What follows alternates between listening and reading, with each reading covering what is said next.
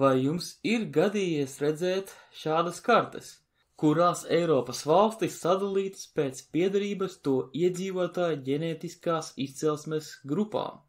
Tādas kartes parasti izceļ spraigas diskusijas par tautu izcelsmi un to radniecībām. Šādās kartēs parasti tiek parādīts aptuvenais Y chromosomas haplogrupu sadalījums, kas pārbaudīts ņemot analīzes no cilvēkiem, kuri vairākās paudzēs dzīvo noteiktajā valstī. To veids caur dažādiem zinātnieku projektiem. Ko īsti parāda šie ģenētikas testi, no kurām seno cilšu grupām ir cēlušies latvieši? Un vai šie iegūtie rezultāti vispār ir kaut kur izmantojami mūsdienās? Atbildi uz šiem un citiem ar tiem saistītiem jautājumiem meklēsim šajā kanāla Laika doma raidījumā.